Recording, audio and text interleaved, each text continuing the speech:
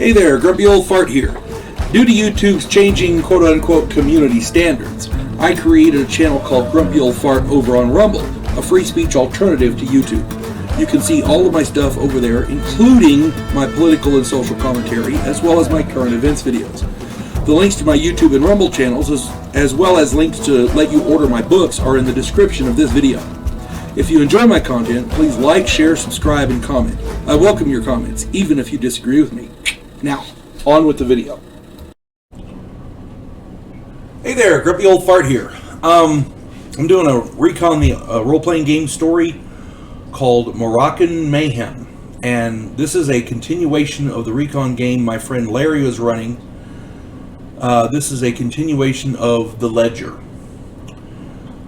We had 4 players, myself, my friends Randy, Earl, and Bobby, and we'd finished the mission titled The Ledger. We had flown to Paris, where we were enjoying a few weeks of R&R. Downtime with no particular place to be. Earl spent a few days with an old girlfriend of his, and word got out that we were in town. His old lady friend had a big mouth, and one of her friends was dating a wealthy investor who had contacts in the French underworld. We were staying in a nice boat on the Seine, the River Seine, near the Port de Montebello. Fancy limousine pulls up, and a bodyguard opened the door for a very well-dressed man. We invited the man in. He explained that he'd invested heavily in a plethora of crops and other commodities in Morocco, and the venture could pay well, except that a local warlord was stealing the crops and ores from the mines. He's still stealing the crops and the ores from the mines. Local law enforcement was afraid of the warlord, and the military governor of the region was corrupt. He was in the warlord's back pocket. The businessman had 2 options. A, get out and turn his back on millions in profit, or B, hire someone to eliminate the warlord and his men.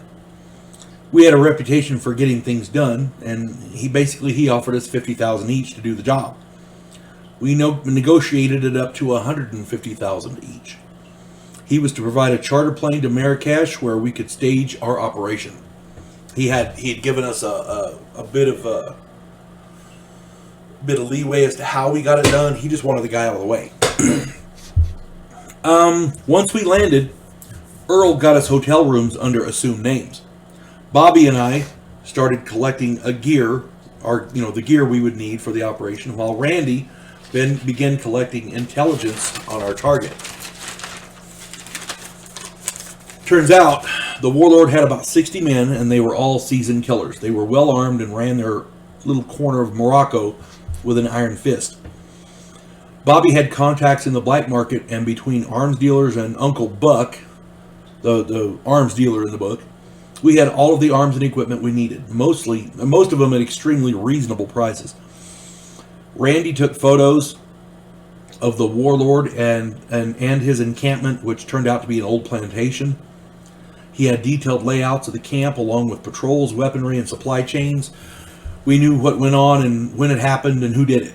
Randy was an excellent intel guy. We sat around a table at our hotel and worked out the details of the operation. The warlord held audience with the local farmers and miners religiously once a month. They were required to bring tribute. This guy really had him set up as a king. Any who were short were severely punished. Some were beaten or burned. Some were killed. Sometimes the asshole would take a kid to force the parents to toe the line. Always, after these audiences, he would retreat to his plantation with several whores while his men would party. We figured that night would be the best opportunity. He'd be busy, his men would be drunk or inebriated or whatever. So, that was going to be our best opportunity. Randy took his 308 rifle with the infrared scope, found a good spot on a hill overlooking the encampment. He had a shortwave radio to keep in contact with us at our camp. We were hidden in the jungle about a mile back. We had a good setup. Everything was going well. Randy reported that the audience was breaking up, so we grabbed our gear and started toward the plantation. We reached the perimeter just as the party was winding down. Earl snipped the wire and snuck off into the darkness with a big bag of C4 and his detonators. Earl, man, he just loved blowing stuff up. Randy was still in his perch watching our backs, so Bobby and I made for the main house. As we hit the side door of the main house, floodlights snapped on, bathing the entire area in bright light. We were busted. The warlord had dozens of sentries covering us. We had no idea how this had happened since Randy was supposed to be covering us, with his infrared scope. Then they brought Randy out, tied up and beaten, along with Earl. Someone had set us up. The warlord explained that he had a mole in the employ of the man who had hired us. He had eyes and ears in the hotel and the surrounding town. He even had a man on the staff of the arms dealer we'd purchased our gear from. The rooms we planned the op from had been bugged, so he knew the entire plan. We had been sloppy. We were captured and held in the basement of the plantation house. They chained us to poles and beat us with long sticks. When they got tired of that, they pulled out the jumper cables.